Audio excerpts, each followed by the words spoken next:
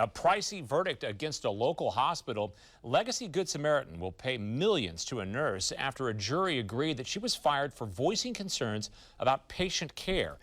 In an interview you'll see only on Fox 12, that nurse tells Kimberly Eaton why she thinks her court case sends a message.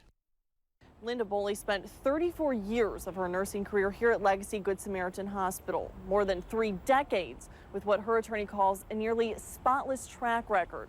That was until she says she spoke up for patient safety, unjustly costing her her job.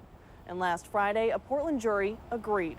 It's a tough job, one Linda Boley has had for most of her life. I just have always had a long-standing desire to help people. She says that's what she was doing 2 years ago when she complained to managers at Legacy Good Samaritan Medical Center, warning them that cost-cutting steps could be dangerous to patients. I was just frustrated with Legacy. They have the right tools to do the right thing, and they choose not to do it. Boley says the hospital had set a new standard for nurses, a quota of how many patients they should see in a day.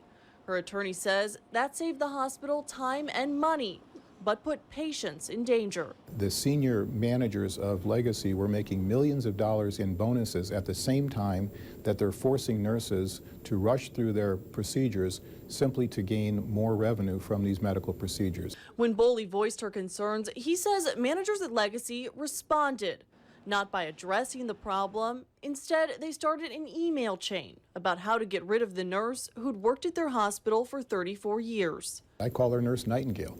She's the nurse you want at your bedside. Legacy's behavior in this case was shameful. Last Friday, a jury agreed that Boley was wrongfully terminated and awarded her more than $3 million. In a statement to Fox 12, a spokesperson for the hospital wrote, "Legacy Health wholeheartedly disagrees with the verdict as it completely misrepresents Legacy's commitment to quality patient care." It goes on to say, "We are evaluating all our options in response to the verdict." I was in shock. It's hard to read juries, but I think that the jury spoke very loudly and clearly. Loudly enough that Boley hopes hospital administrators will hear and change their policies. I think this is one for all nurses and their patients.